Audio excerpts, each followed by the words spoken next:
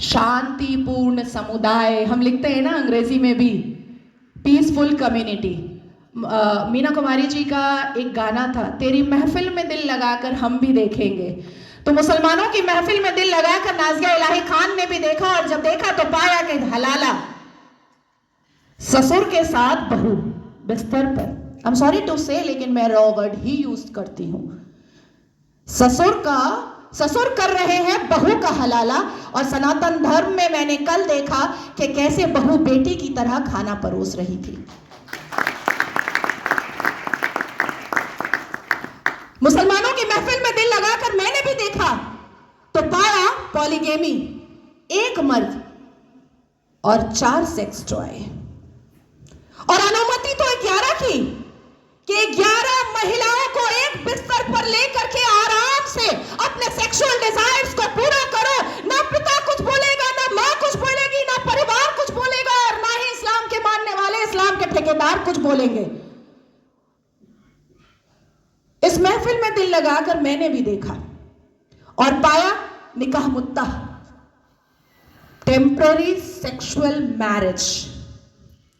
कुछ समय के लिए एक शादी में गई, एक आयोजन में गई, कोई लड़की मुसलमान बेटी, और वहां पर किसी शादीशुदा अधेड़ मर्द को एक चहचहाती हुई, एक उछलती कूदती हुई मुसलमान बेटी पसंद आ गई, और कह दिया अब्बा जान को कि ये लो 5 लाख रुपए और 1 हफ्ते के लिए अपनी बेटी दे देना।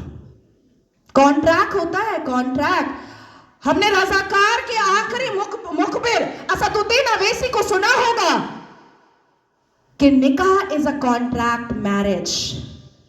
हमारा विवाह नहीं होता, हम 7 वचन नहीं लेते, ना आगे पति फेरे लेता है, ना पीछे पत्नी फेरे लेती है। हमारा तो कॉन्ट्रैक्ट होता है, हम तो एक डील में आते हैं। ये है। तो इस महफिल में जब दिल लगाया और भीतर से, तो पाया कि निकाह मस्यार भी होता है। निकाह मस्यार कैसा होता है कि 1 लाख रुपए पर 1 महीना लड़की रहेगी, और सुबह किस वक्त कौन सा सूरज निकलेगा और शौहर छोड़ करके भाग जाएगा, पलटकर पूछना नहीं है, क्योंकि मस्यार निकाह में है कि तुम कहां भागे हो ये जानना नहीं है। तो मैं पूछना चाहती हूं कि अगर इस्लाम हमने रसूल का पैगाम है, अगर मुसलमान शांतिपूर्ण समुदाय है, तो चप्पल और पत्थर से मस्जिद अल्लाह का घर कैसे बचाते हो भैया? कैसे?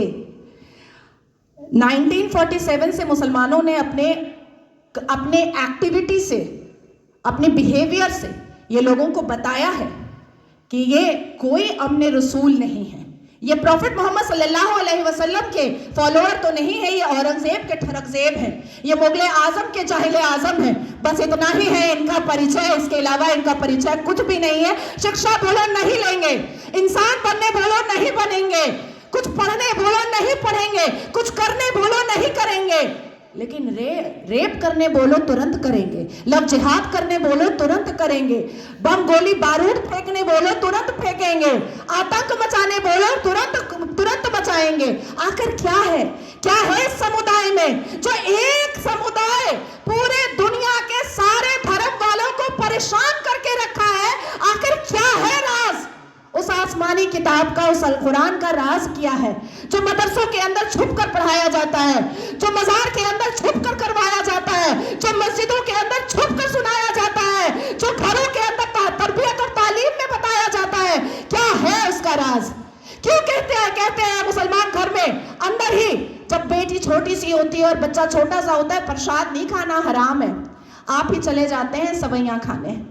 हमें बताया जाता है प्रसाद नहीं खाना हराम है, हमें बताया जाता है मंदिर के सामने खड़े नहीं होना, अल्लाह नाराज हो जाएगा, हमें बताया जाता है कि हिंदुओं के घर का पानी ना पीना, अल्लाह नाराज हो जाएगा, हमें बताया जाता है कि अपने जीवन साथी के लिए हिंदुओं को कभी मत चुनना, नहीं तो घर से, परिवार से बेदखल कर दी जाओगी। क्या है राज?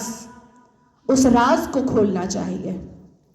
मैं जानती हूं कि सनातन धर्म के लोग जिस हिसाब से अपने रामायण, महाभारत, श्रीमद् भगवद गीता को पढ़ते हैं, उनके अंदर शांति होती है, उनके अंदर इंसानियत होती है, उनके अंदर माफी की तलबगारी होती है, मैं जानती हूं। लेकिन जिस गली जाना नहीं है उसका पता अब पूछना पड़ेगा। अपनी बेटियों को समझाना पड़ेगा कि कोई अब्दुल अच्छा नहीं है।